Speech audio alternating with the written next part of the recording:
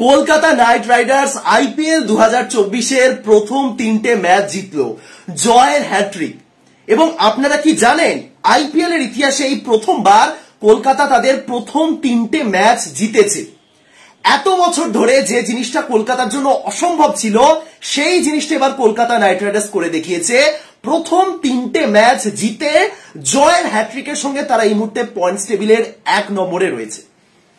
আমি জাস্ট একটাই প্রশ্ন করতে চাই গৌতম গম্ভীরের উদ্দেশ্যে, যে আপনি এই টিমটাকে কি করলেন?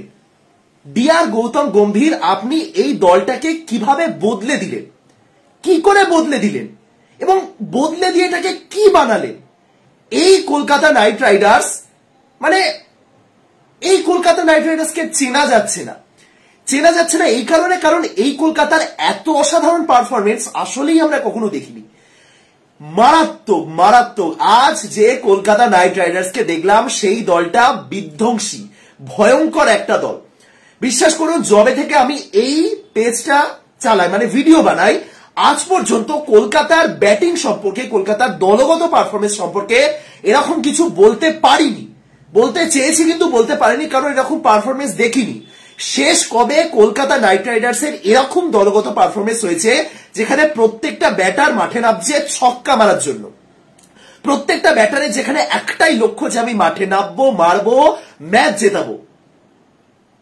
এই কলকাতা নাইট রাইডার্স, বিশ্বাস করুন, একদমই অচেনা, এবং এই কলকাতা নাইট রাইডার্স দুর্দান্ত।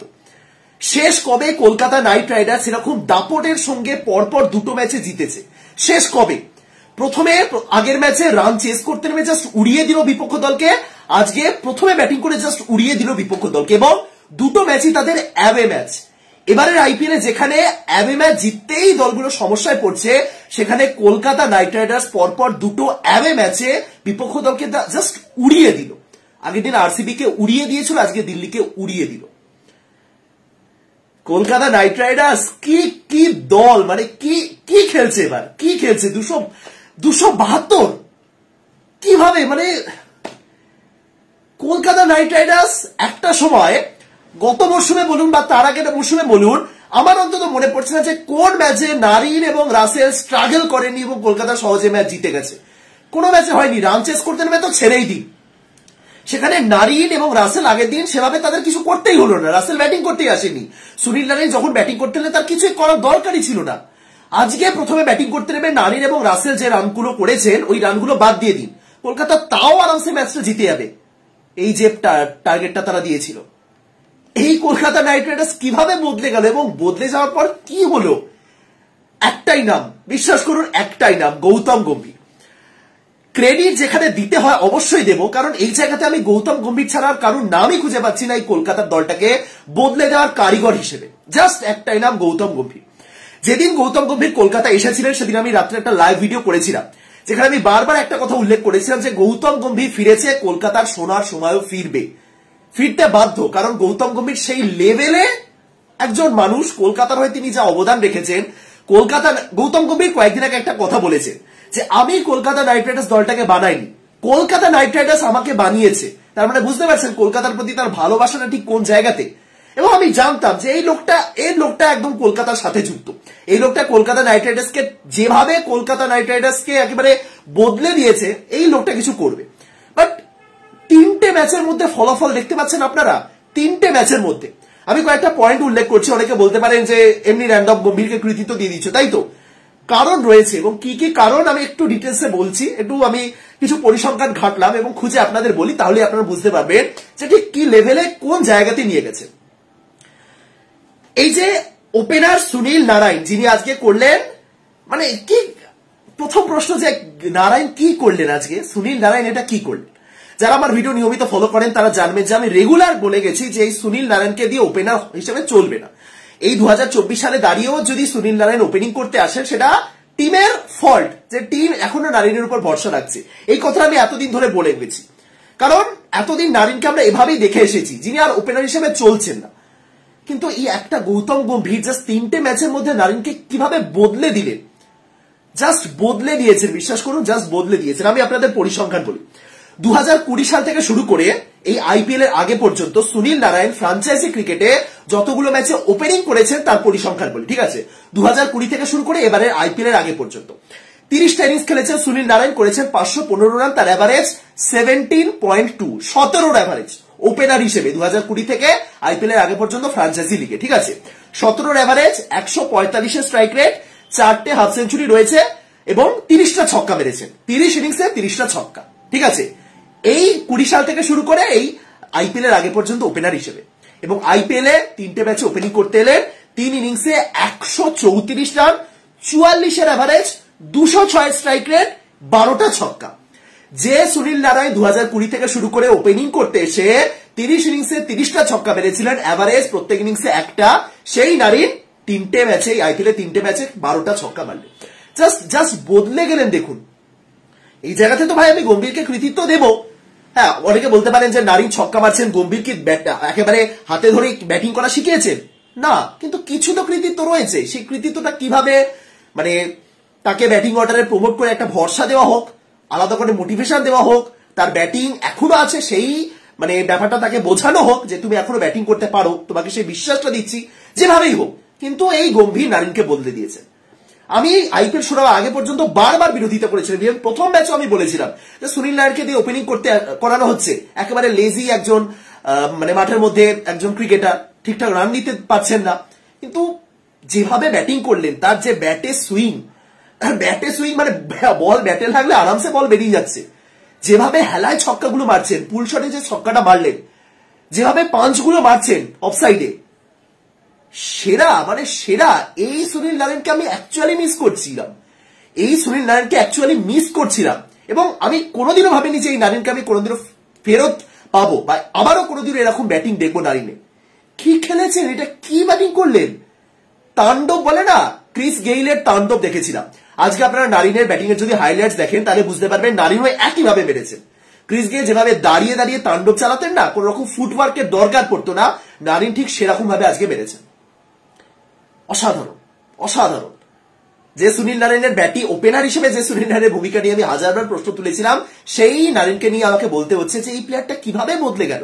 এবং গৌতম গম্ভীর কিভাবে করেছেন তিনি আমি জানি না, কিন্তু তিনি করেছেন। তিনি সেই ভরসা দিয়েছেন, সেই বিশ্বাস দিয়েছেন যে সুনীল নারায়ণ এখনো ব্যাটিং করতে পারে।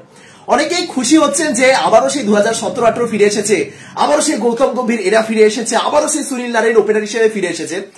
দেখুন, খুশি হচ্ছি, কিন্তু আমার 17-18 চাই না। যারা 17-18 ফিরে এসেছে বলে খুশি হচ্ছে, আমি তাদেরকে বলছি আমার 17-18 চাই না। কারণ 17-18 কলকাতা চ্যাম্পিয়ন হতে পারেনি, তখন নারিন ভালো খেলতে। আমার 12-14 চাই। কলকাতা নাইট রাইডার্সের কথা উল্লেখ করলে আমার 12-14 চাই, যখন কলকাতা চ্যাম্পিয়ন হয়েছিল। সুতরাং যেভাবেই হোক, বাট 17-18 ফিরে এসেছে বলে আমি খুশি নয়, আমি 12-14 ফেরত চাই। কিন্তু নারিন যেভাবে ফিরে এসেছে, স্যালুট। মানে জাস্ট একেবারে মানে অবাক হয়ে দেখছিলাম যে সুনীল নারায়ণ এটা কি করছেন সুনীল নারায়ণ। আন্দ্রে রাসেলের মতন যারা বসে রয়েছেন তাদের তো জেলাস হওয়া উচিত নারিনকে দেখেছে এরকম ব্যাটিং করছে। মারাত্মক ব্যাটিং করেছে সুনীল নারায়ণ, দারুণ। মানে এই ওপেনার নারিনকে নতুন করে রিভাইভ করার পিছনে আমি একেবারে 90% কৃতিত্ব গম্ভীরকেই দেবো, বাকি 10% অবশ্যই তার নিজেরও কৃতিত্ব রয়েছে। কিন্তু এই লোকটা যে ইনপুটটা দিলে, কলকাতার একটা প্ল্যানিং ছিল এবারের আইপিএলে আমাদের ওপেনিং জুটি কিভাবে খেলবে, আমরা পাওয়ার প্লে কিভাবে ইউটিলাইজ করবো, এটা কলকাতার একটা নির্দিষ্ট প্ল্যান ছিল, যেটা আমি অ্যাকচুয়ালি আজকে একটু রিসার্চ করার পর বুঝতে পারলাম। যারা হয়তো আগে থেকে ভেবে রেখেছেন, মানে দেখে রেখেছেন, তারা জানেন, বাট আমি একটু ডিটেলসে বলি। এই যে ফিল সল্ট ওপেনিং করছে, অনেকের মনেই প্রশ্ন, আফগানিস্তানের সাপোর্টারদের মনে তো সবচেয়ে বড় প্রশ্ন যে গুরবাজ কেন খেলছে না, কেন গুরবাজ নেই। গুরবাজ কিন্তু খুব একটা খারাপ ফর্মে ছিলেন না, গুরবাজ একজন কিপারও বটে, কিন্তু একজন কিপার ওপেনার থাকা সত্ত্বেও ফিল সল্টকে কেন দলে নেওয়া হলো, কি প্ল্যানিংটা কি ছিল? জেসান রয় তো চোট পেয়ে বেরিয়ে গেছিলেন, ঠিক আছে, জেসান রয় চোট পেয়ে বেরিয়ে গেছিলেন, কিন্তু তার জায়গায় ফিল সল্টকে নেওয়া হলো কেন? জাস্ট এই নামটা ফিল সল্ট, কি কারণে? দেখুন, কেউ যদি মনে করেন যে ফিল সল্ট ভালো ফর্মে ছিলেন, ভালো ফর্মে ফিল সল্ট সেই সময় তো ছিলেন যখন তিনি বাদ পড়েছিলেন আইপিএল অকশনে, আনসোল্ড ছিলেন, তার আগেই সেঞ্চুরি করেছিলেন। ওই সময় দুখানা সেঞ্চুরি ছিল টি-20 ক্রিকেটে, ইন্টারন্যাশনাল টি-20তে ফিল সল্টে 2টো সেঞ্চুরি ছিল, কিন্তু তাও তিনি বাদ পড়েছিলেন, ঠিক আছে। তাহলে এই জায়গাতে দাঁড়িয়ে প্রশ্ন হচ্ছে যে ফিল সল্ট সেই সময়তে আনসোল্ড ছিলেন, অথচ এই জেসান রয় বাদ পড়ার পর কলকাতা তাকে কিনলো, যে সময়তে অ্যাকচুয়ালি ফিল সল্টের খুব একটা ভালো সময় যাচ্ছিল না। SA-20 ফিল সল্ট খুব খারাপ প্রদর্শন করেছিলেন। আপনারা জান, এবারে SA-20 ফিল সল্টের পারফরমেন্স দেখে আসুন। 12.88 13 অ্যাভারেজ নিয়ে গোটা টুর্নামেন্টে ফিল সল্ট খেলেছিলেন। সুতরাং দুর্দান্ত ফর্ম ছিল এমনটা নয়, তার চেয়ে বরং ভালো ফর্ম সেই সময় ছিল। তাহলে কলকাতা ফিল সল্টকে কেন নিল, কি কারণটা কি? কলকাতার কাছে জশ ইংলিশের একটা অপশন ছিল, যিনি সম্প্রতি ভারতের বিপক্ষে সেঞ্চুরি করেছিলেন, মানে ওই সম্প্রতি মানে ওই আর কি বিশ্বকাপের পরপরই। তাহলে অপশন ছিল, তাহলে ফিল সল্ট কেন? জাস্ট দুটো ম্যাচ। কলকাতার যারা স্কাউট করছে বা কলকাতার টিম ম্যানেজমেন্ট বা অকশনের আগে তাদের মানে অকশন নাই, যখন তাদের ডাকে নেওয়া হলো সেই সময়তে তাদের প্ল্যান দুটো ম্যাচ।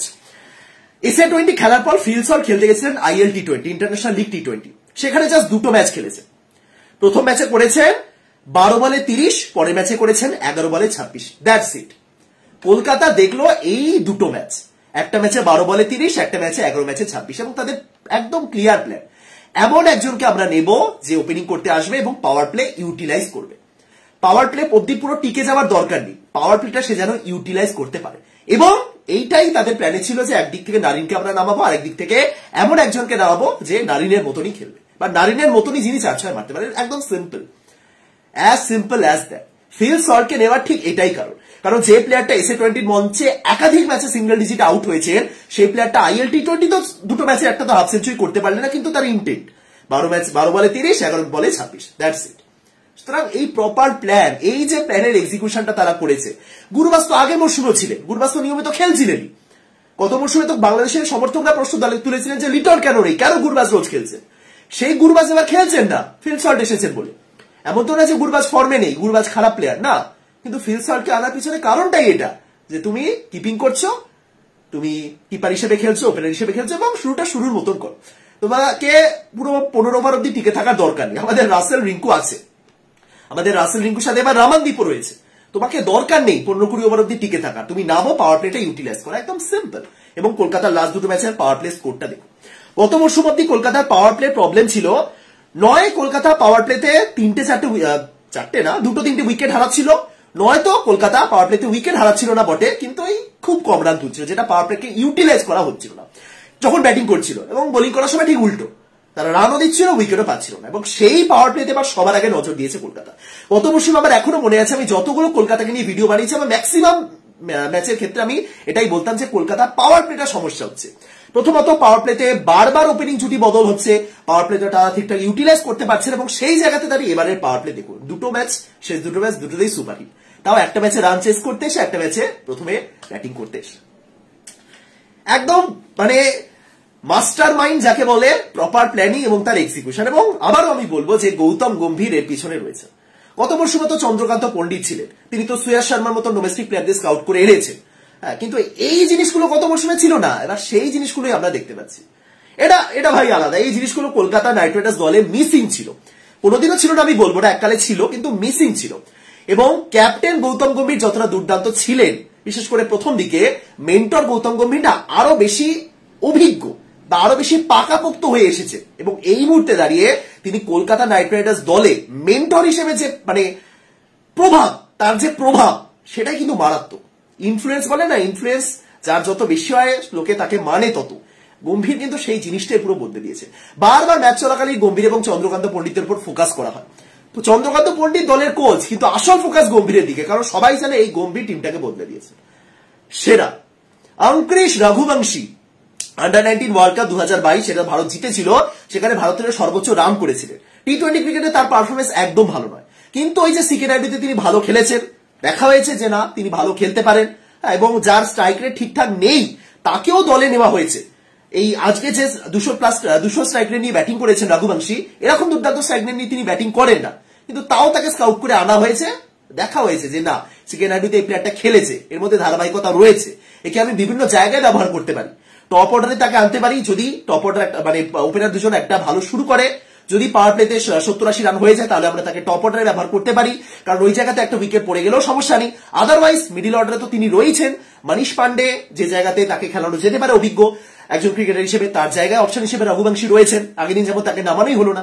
সুতরাং এই প্ল্যানিং গুলো না আসলেই দারুণ।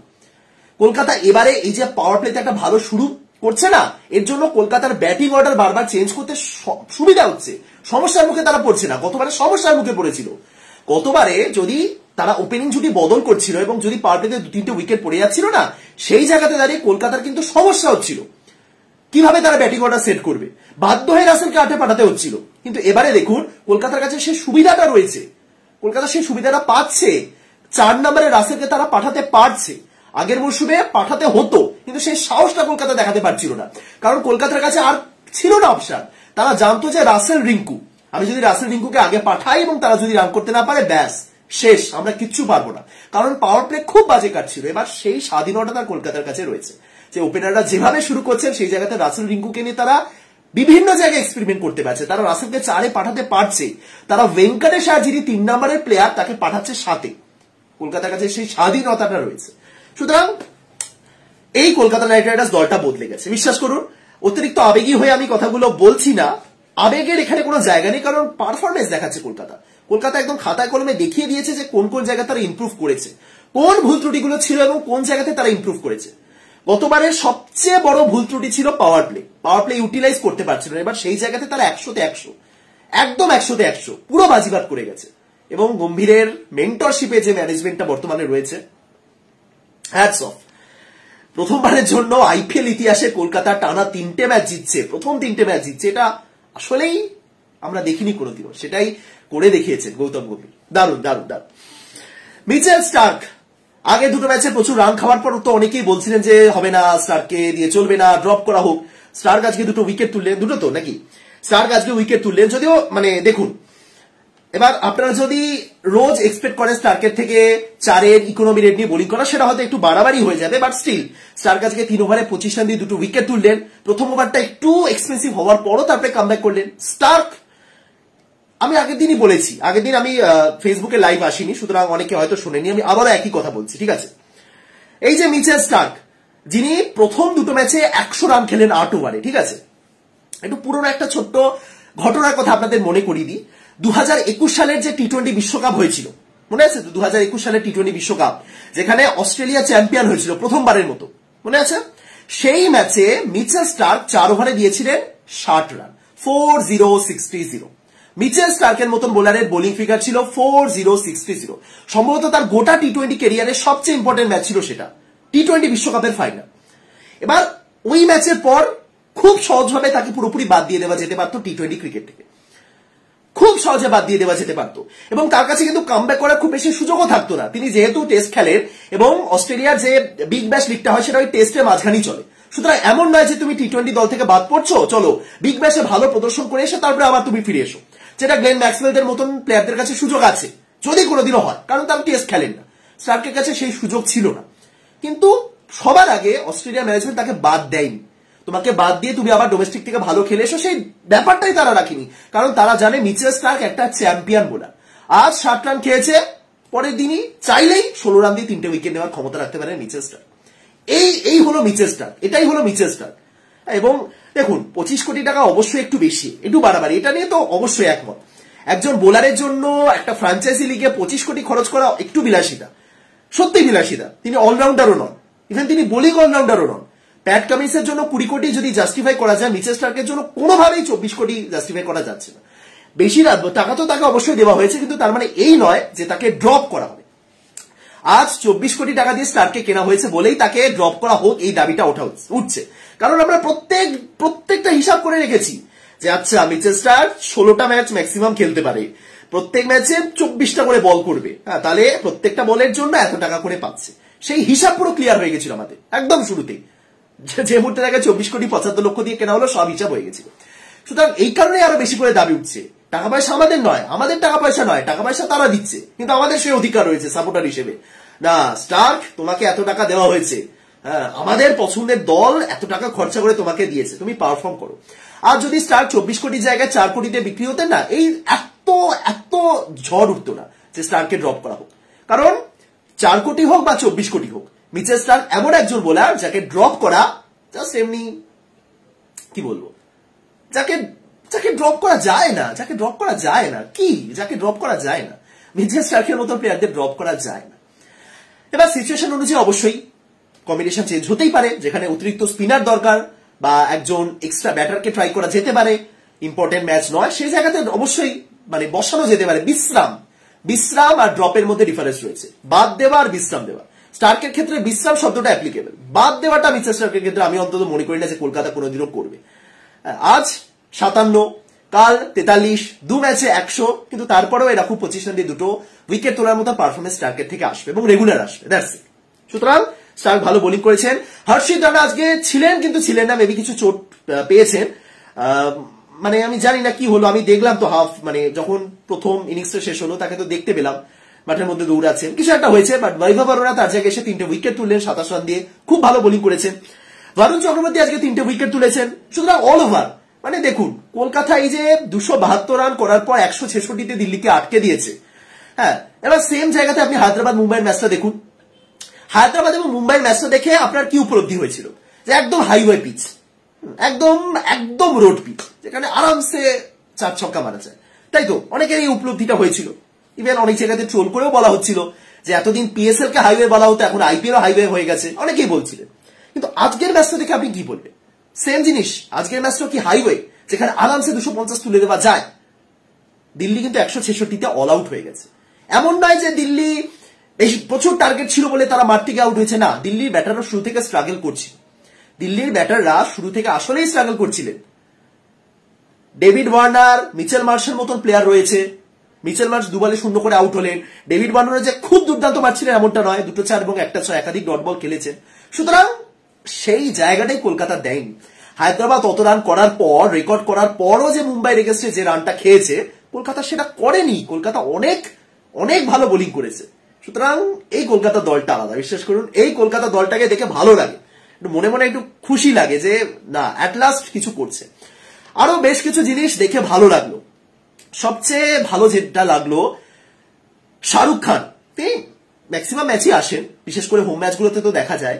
এটা অ্যাওয়ে ম্যাচে তিনি উপস্থিত ছিলেন এবং যতবার কোনো ব্যাটার আউট হচ্ছিলেন, প্রত্যেকেই ভালো ব্যাটিং করে আউট হচ্ছিলেন, বিশেষ করে নারিন এবং তার সাথে অঙ্কুশ রঘুবংশী, তিনি উঠে হাততালি দিলেন এবং মেবি একটা থামস আপ, তিনি তো থামস আপ দিয়েছিলেন, ওই দিক থেকে রঘুবংশী কিছু একটা করলেন, মানে ওটা কার দিকে তাকিয়ে বললেন আমি জানি না। বাট এই যে জিনিসগুলো, মালিক নর্মাল তো কোনো মালিক নয় যে একজন যে কেউ টাকা আছে তাই কিনে নিয়েছে, না, শাহরুখ খান, নামটা শাহরুখ খান।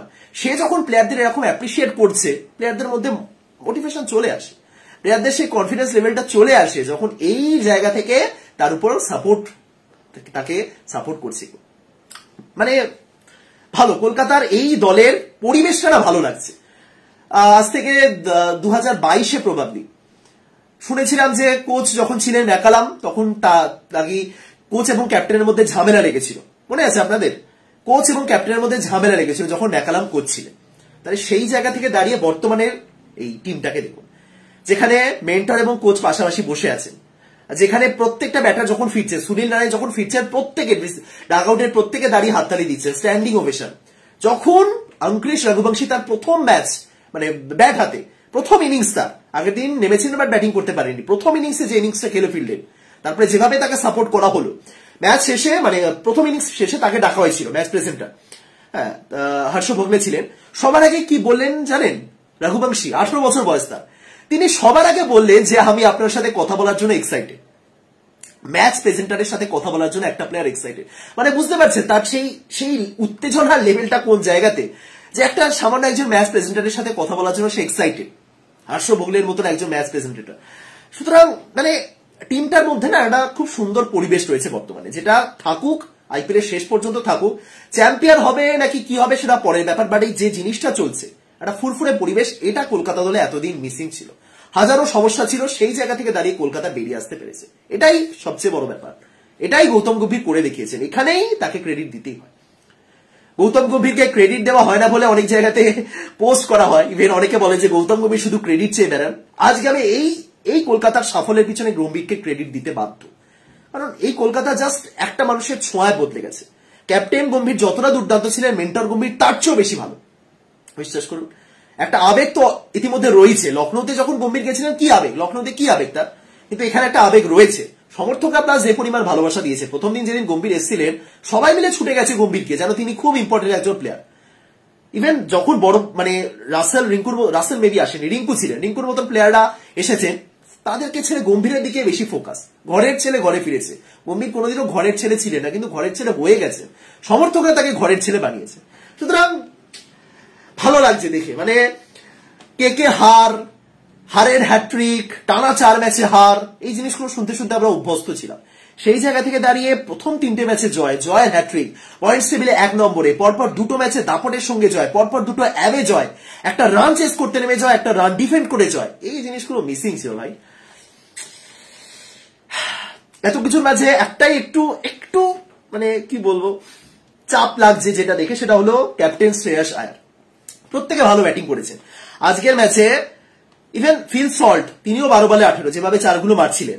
নারিন 85, রঘুবংশী 54, রাসেল 19 বলে 41, রিঙ্কু 8 বলে 26, ইভেন ভেঙ্কি নেমেও 2 বলে 5 একটা 4 মেরেছেন। সবাই ভালো খেলেছেন, কিন্তু শ্রেয়াসকে নিয়ে একটু চাপ লাগছে।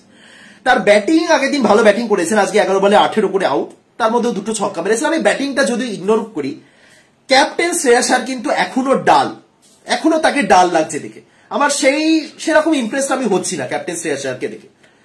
আগের দিন একটা না, শ্রেয়াস কি ক্যাচ মিস করেছেন না, আজকে একটা ক্যাচ মিস করলেন, বাট শ্রেয়াস আয়ারের ক্যাপ্টেন্সি, বিশেষ করে ইনভলভমেন্ট, ওই জিনিসটা একটু চাপ লাগছে। অন্য কেউ হলে আমি কিছু বলতাম না, কিন্তু যেহেতু তিনি ক্যাপ্টেন। দেখুন আপনারা একটা জিনিস, আজকের ম্যাচের একদম শুরুর দিকে বৈভব অরোরা একটা রিভিউ নিয়েছিলেন, মনে আছে, যেটা ওই হাইট হয়েছে, ওই জায়গাতে আমি দেখলাম তিনি নিজেও বললেন যে হাইট, মানে তিনি কিছু একটা বুঝতে পেরেছেন যে হাইট আছে, বলটা অনেকটাই হাইট ছিল, খালি মানে প্রথম বল পড়ার পরই আমি বুঝেছিলাম যে একটু হাইট আছে। কিন্তু এবার তিনি বলেছেন, শ্রেয়াস আয়ার বললেনও যে একটু হাইট আছে, তারপরে কার শুনলেন আমি জানি না, নিয়ে নিলেন। মানে ওই জায়গাতে যে একটা কনফিডেন্ট থাকার ব্যাপারটা, সেটা সবার আগে আসবে তুমি যদি ম্যাচের মধ্যে আরো বেশি করে ইনভলভ হও। তুমি ক্যাপ্টেন, তুমি বাউন্ডারি লাইনের ধারে থাকতেই পারো, তোমার উপর পুরোপুরি, হ্যাঁ, কিন্তু তুমি যদি বাউন্ডারি লাইনের ধারে দাঁড়িয়ে আছো এবং সেখান থেকে তুমি যদি ম্যাচটাতে কি হচ্ছে, কোন জায়গাতে ডিআরএস নেওয়া ইম্পর্টেন্ট, সেই জিনিসগুলো তুমি যদি না করো, তাহলে কিন্তু মুশকিল। আজ ঋষভ পান্ত উইকেটের পিছনে দাঁড়িয়ে 2টো খুব সহজ ক্যাচ অ্যাপিল করেননি, নারিনেরটা করেননি, আরো একজন কে ছিলেন বেশ। সুতরাং সেই জিনিসগুলো যদি কলকাতার সাথে ঘটে, এবং তখন ঘটছে যখন শ্রেয়াস আয়ার বাউন্ডারি লাইনের ধারে দাঁড়িয়ে, সুতরাং ওটা আর একটু বেটার করতে হবে। ইভেন আজকে একটা ক্যাচও মিস করেছেন, আমি ঠিক আছে ওটা মানলাম, ওটা ম্যাচের মধ্যে হয়, কিন্তু শ্রেয়াসকে আরো ম্যাচের মধ্যে ফিরতে হবে, ইনভলভমেন্ট আরো বাড়াতে হবে। আগের দিনই দেখা যাচ্ছিল প্রথম ম্যাচে তাকে বাউন্ডারি লাইনের ধারে এমনি দাঁড়িয়ে রয়েছেন, যখন স্টার্ক একাধিক ছক্কা খাচ্ছেন, তিনি জাস্ট কিছু করতে পারছেন না, ওই শ্রেয়াস আয়ারকে একটু অড লাগছে। শ্রেয়াস আয়ার আরো ভালো ক্যাপ্টেন্সি করতে পারেন, এতগুলো ম্যাচের অভিজ্ঞতা রয়েছে, দিল্লিকে ক্যাপ্টেন্সি করেছেন তিনি, সুতরাং আর একটু বেটার হতে পারে শ্রেয়াসের ক্যাপ্টেন্সি। এই গোটা ম্যাচে জাস্ট ওই একটুকুনি খচখচানি রয়ে গেছে, এটা হলো শ্রেয়াসের ক্যাপ্টেন্সি। আদারওয়াইজ দারুণ, এই কলকাতা নাইট রাইডার্স দলটা দারুণ খেলছে, বিশ্বাস করুন, মন ভালো করে দেওয়া পারফরমেন্স করছে। দেখা যাক কতদূর যেতে পারে তারা। তবে এই মুহূর্তে পয়েন্টস টেবিলে টানা 3 ম্যাচ জিতে রাজস্থানকেও তারা ছাড়িয়ে দিয়েছে। রাজস্থানও 3 ম্যাচে 6 পয়েন্ট, কলকাতাও 3 ম্যাচে 6 পয়েন্ট, কিন্তু নেট রান রেট অনেকটাই বেশি। 3 ম্যাচ পর তারা 2.581 প্লাস 2.581, যেটা রাজস্থানের প্রায় ডবল। স্বাভাবিক, আজকে 100 বেশি রানে তারা জিতেছে, ভাবতে পারছেন 100 বেশি রানে তারা জিতছে, এবং দাপটের সঙ্গে প্রত্যেকটা ব্যাটার ভালো খেলেছেন। এমন নয় কেউ ইনিংসটাকে অ্যাক্সিলারেট করে গেছেন, কলকাতার সেই রোলটাই যেন আর লাগছে না। টি-20 ক্রিকেটও বর্তমানে বলা হয় যে একটা অ্যাঙ্কারের রোল দরকার, যে একটু ধরে খেলবে, যে একদম শেষ পর্যন্ত যাবে, কিন্তু না, আজকে প্রত্যেকের উদ্দেশ্যই ছিল নামো, মারো, চালাও, আউট হও, এগিয়ে নিয়ে যাও, এবং সেটা খুব ভালো মতো বুঝেছেন তারা। এটাই হলো সবচেয়ে বড় সফলতা, তারা বুঝতে পেরেছে যে না, এভাবে টিমটা খেলবে। That's it. এটা বেশ মজা লাগছে এই কেকেআর কে দেখে, বিশ্বাস করুন, সত্যি এই টিমটা ভালো। যাই হোক, আজকের ভিডিওটা এখানে শেষ করছি, আশা করি সবাই ভালো আছেন, কেকেআর সাপোর্টাররা খুবই ভালো আছেন আমি জানি। দিল্লি একটা ছোট্ট পয়েন্ট উল্লেখ করে দিয়ে, ঋষভ পান্ত যেভাবে ব্যাটিং করছেন, আশা করি এই সমস্যাটার সমাধান হলো যে কিপার কে হবে। ঋষভ পান্ত আমার মতে এই মুহূর্তে দাঁড়িয়ে কিপার হিসেবে 80% এগিয়ে গেছেন বাকি যারা রয়েছেন, লোকেশ রাহুলের তুলনায়, জিতেশ শর্মার তুলনায়, সঞ্জুর তুলনায় বা ঈশানের তুলনায়। লোকেশ রাহুল খারাপ অপশন ছিলেন না, বিশ্বকাপে ভালো খেলেছেন, কিন্তু লোকেশ রাহুল সবার আগে তিনি ওপেনিং করছেন, তিনি ভারতীয় দলের হয়ে ওপেনিং করেন, আইপিএল ওপেনিং করছেন, কিন্তু ভারতীয় দলে ওপেনারের জায়গা খালি নেই। ইভেন জয়সওয়ালও যে কনফার্ম খেলবেন সেটা কিন্তু এই মুহূর্তে বলা যাচ্ছে না। কোহলি রোহিতকে ওপেনিং করা আমরা দেখতেই পারি, কোহলি রোহিত ওপেনিং করছেন, বা যদি কোহলি ওপেনিং নাও করেন তাহলে রোহিত জয়সওয়াল, সুতরাং ওপেনারের জায়গা খালি নেই। আর মিডিল অর্ডারে যে তাকে খেলানো হবে, তিনি তো খেলছেন না, তাহলে কিভাবে তাকে খেলানো হবে? সঞ্জু স্যামসন ভারতের হয়ে একাধিক ম্যাচে সুযোগ পেয়েছেন টি-20তে, কিন্তু পুরোপুরি ব্যর্থ। আবার ডিরেক্ট টি-20 বিশ্বকাপের মঞ্চে যদি খেলানো হয় তাহলে কিন্তু মুশকিল। জিতেশ শর্মা সেরকম অভিজ্ঞতা নেই, 9টা না 10টা টি20 ম্যাচ খেলেছে, আন্তর্জাতিক অভিজ্ঞতা নেই যদি বলি। এবং ঈশান কিষান তো এমন কাজবাজ করে রেখেছেন, তাকে কেন্দ্রীয় চুক্তি থেকে বাদ দেওয়া হয়েছে এবং এই মুহূর্তে তার ফর্মও খুব একটা ভালো চলছে। সুতরাং সব মিলিয়ে ঋষভ পান্ত ঠিক সেই জায়গা অব্দি পৌঁছে গেছেন যে ভারতীয় দলের টি20 বিশ্বকাপের উইকেট কিপার হিসেবে আমরা তাকে অবশ্যই দেখতে পারি। এবং যে ফর্ম, কলকাতার এই যে এত ভালো প্রদর্শন বা 3টে জয়ে আমি যত খুশি না, তার চেয়েও বেশি খুশি আমি ঋষভ পান্তকে দেখে। ঋষভ পান্তকে দেখে, তার ব্যাটিং দেখে নয়, ভালো তো খেলছে কিন্তু তাকে দেখে যে কি ছিল সিচুয়েশন এবং কি হয়েছে। এরকমই কামব্যাক হোক, পারফরমেন্সের দিক থেকে কামব্যাক হোক এবং জীবনের দিক থেকে এরকমই কামব্যাক হোক। That's it. ভিডিওটা এখানে শেষ করছি। ভালো থাকুন, সুস্থ থাকুন, দেখা হচ্ছে পরের ভিডিওতে। তাদের সবাইকে টাটা, গুড নাইট, দেখা হচ্ছে।